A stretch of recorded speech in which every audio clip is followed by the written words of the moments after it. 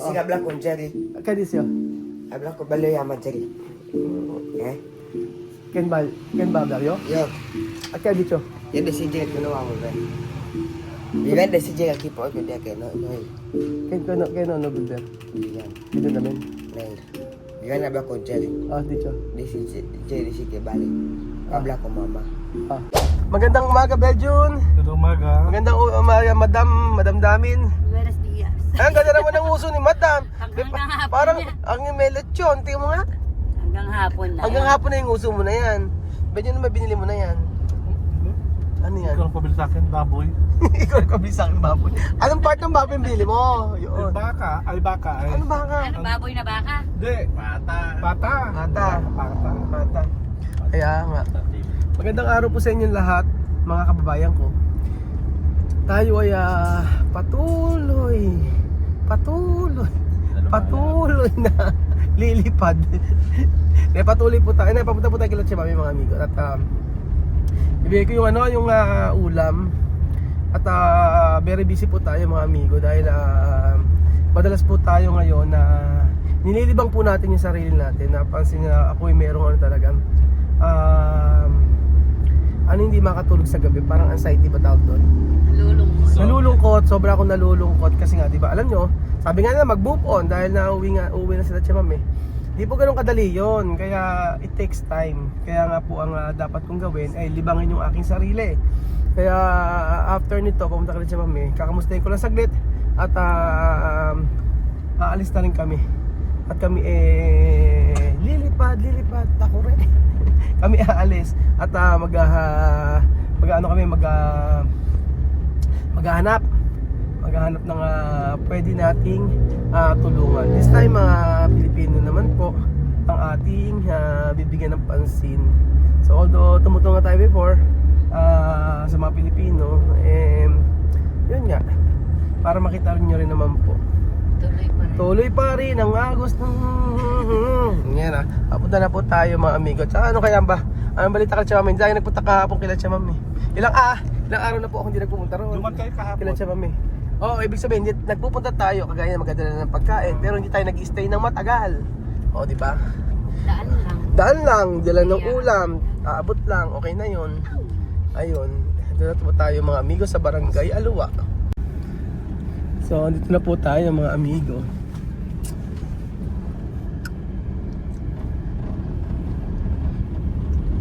Maganda nga walang kuryente eh. Walang kuryente ngayon. Kaya maghapon po. Ayan. Ay, nako, mga amigo. Asa sila? Ma'am. Baka sa may apartment kaya. Kasi diyan. Hi. Ano yan? Ano yan? Bakit? Saan punta? Bakit? Kaya telepon porque ano sa luz. Wala kang ilaw ngayon, anak eh. Mama Estaki? Asa si Bibian? Salit. No sé. Mame! Ano ba dito? Hoy! Ay, ang tao. Ay, nako. Anong tao? Si Mami. Nakilamiss siya doon si Mami. Eto, nalagyan ko sa ulo nila. Nandun sila kila. Eto. Hoy, Amir! Hay que decir tu may mandado esto, ha? Yung mandado. Esto. Pollo, no? Nagdila ko lang. No. Ay, no. ¿Cómo se llama? Cerdo. Ano sabi ni mama mo? ¿Qué te vamos a decir? ¿Volver? Sí. ¿Ha? ¿Tú también? No. ¿Cómo no? ¿Qué va a hacer? Nada.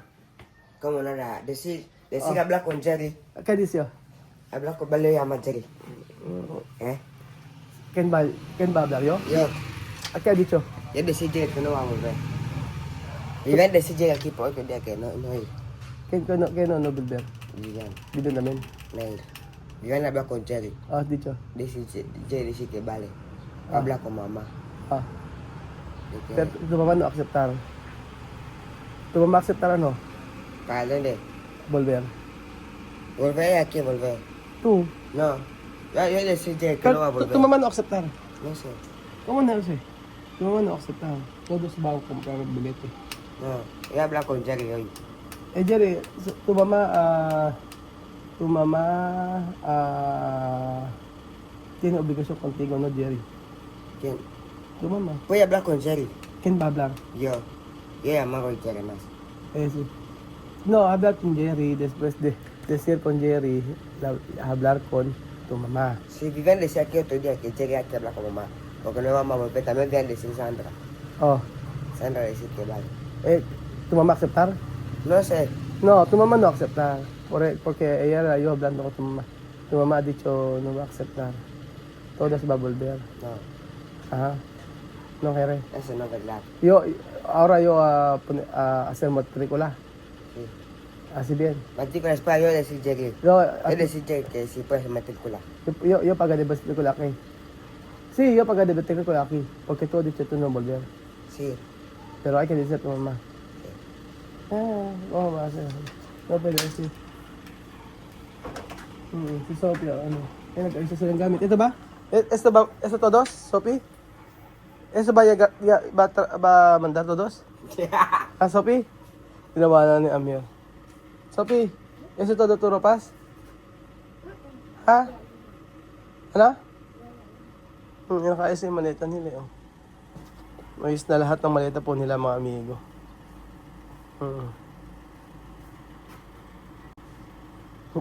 Ang dami nila mga aayusin pa. Ito, meron pa mga damit dito. Ayan, ito pa yung mga maleta. Ano pa? Nag-aayos na pala sila ng mga gamit eh.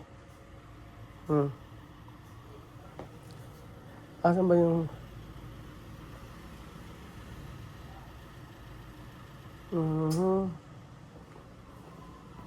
Kamis ba? Ag mo ko. Ha? Tublando akong tu mama. Acceptar? No acceptar? Todo ba? Ayan. Ayan ako. Misma dicho, no acceptar. No, sí. No. Tu mama no acceptar. Todo ba? No. Ayan ako. Uno que tiene ese papel. Ito papel. Ese papel para firmar. Oo, ese papel para firmar, baser pwede. Kung ito mga firma, no pasa nada. Pero mismo dito, no acceptar tu mama. Todo ba? Yun okay, pero tu mama. Hay que hablar con Jerry o Sandra o Bacha, todos tus hermanos. No? Porque falta poco yo comprar mi bilete.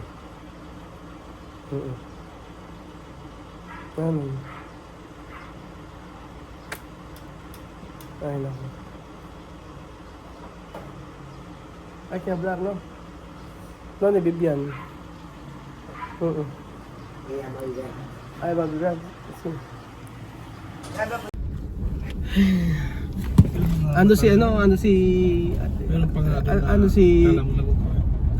si Chamame kila Michelle. Wala kasing kuryente ngayon. So baka naiinip kaya nandoon. Kausap. Ang sinasabi ni Amir, hindi raw siya babalik.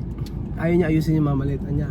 Yung mga bata nakaayos na yung maleta. Tapos si Vivian tsaka si Misma hindi rin nakaayos yung mga maleta nila. Pero yung mga bata nakaayos na. Pinaayos ko na kasi, sabi ko ayusin na yung maleta nila para ako kung may sobra pang sa maleta, pwede naming bumili ng mga pampapasalubong. Tapos sabi nga ni Amir, nakausap ko na ba? Kinausap pala ni Amir si Jerry, si Batcha, Sandra, yung mga kapatid niya para kumbinsihin si Chamame na maiwan po silang tatlo dito o kung sino yung maiiwan na bata rito. Sabi nga gano'n na may nabasa akong message sa akin, private message sa akin, nag-PM sa akin, sabi nga gano'n, Ruel, wag mo nang tulungan. Tapusin mo na yung sa communication mo sa kanila pagka nakabalikan sila doon. Tapos yun ang sabi sa akin. And then sabi niya noon, wag na may maiiwan, lahat sila isama mo. So ayun, sa akin naman, yung mga bata kasi syempre may desisyon na yan kahit sabihin mo na minor de edad, kahit papaano, like si Bibian 15 years old, malaki na, alam na niya na yung gagawin niya. So sabi ko, kung nanay mo makukumbinsin mo, okay lang sa akin, ako magiging guardian mo. Diyan naman din si Tanya, pumayag din naman na pwede siya maging guardian. Oo, kung sino ang po pwede. Yun, depende kasi sa nanay yun. Sa akin, hindi ko naman pwedeng ipilit yung sarili ko, o hindi ko naman pwedeng ipilit yung gusto ko lahat siya, mami. Kaya pinaka magandang gawin,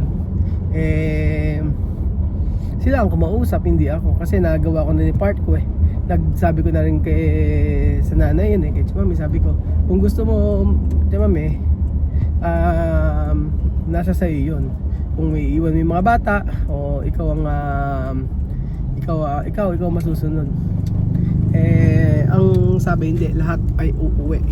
Oo, lahat ay uuwi. Kaya so yung mga bata ay na mag-ayos ng mga maleta, ay lang ayusin. Yun.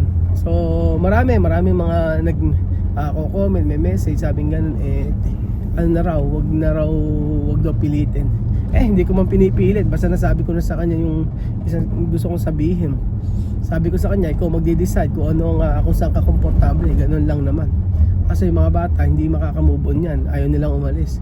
Abay, syempre nga naman, sino ba Eka? Sabi kasi ng lalo si Bibian, pag ba Eka naghirap kami doon, naghirap kami, bumalik kami sa dati, kaya mo ba kaming anuhin? Sabi niya ganun. Wala kang trabaho doon, sabi niya ganun. Sayang opportunity. Nandito na sila Isipin mo ang bilis ng isang taon. Nakalipas na yung isang taon naging okay naman sila dito. 'Di ba? Tapos pagka babalik sila, sasabihin nila halimbawa after kunyari ganito, bumalik sila lahat doon. Tapos sasabihin nila, "Well, babalik uli kami diyan." Hindi na. Yung effort tsaka yung pera hindi naman pinupulot, 'di ba? Yung pagpunta nila dito, milyon ang naubos. Tapos yung pagbalik ngayon, nasa halos 700,000 kasama yung local flight. Sabi ni Madam, yung sakripisyo daw. Pagka nangyari yun, tama na. Kasi marami namang marami nang nangyari. Dapat isipin naman na hindi naman natin pinupulot yung pera. Kahit sabihin na tayo nagbablog, nagaganyan, nagugustuhan yung ginagawa natin, yung 700,000 na ticket pag uwi nila sobrang laki nun Diba? Hindi ganun kadaling kitain yun. Kaya sa akin, basta umayaw na sila, bumalik na sila doon, yun na yun. Unless na lang may magi-stay na bata dito. Kasi kung ako lang,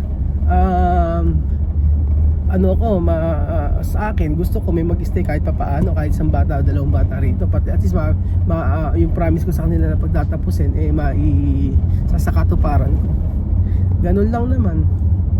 Ayun, hindi kami masyadong hindi kagaya ngayon, tinataon ko yung oras ko sa pagtulong sa iba, pagpunta sa iba na pwedeng tulungan din naman. Ganun na lang, at least unti-unti ano mangyari, makaka-move on tayo sa mga nangyayari. So ayun po mga amigo, halos ready na ang maleta nila at mga bata na lang na malaki ang kulang. At hopefully maging maayos ang pag-uwi nila hanggang makauwi sila maayos doon sa Equatorial Guinea. Yun lang naman ang ating prayer para sa kanila. So kung ano man yung landas na tatahakin nila, sila na may gawa doon, o sila na ang may decision nun sa kanilang buhay. So thank you so much po mga amigo, at God bless po. Salamat sa inyong pakikinig.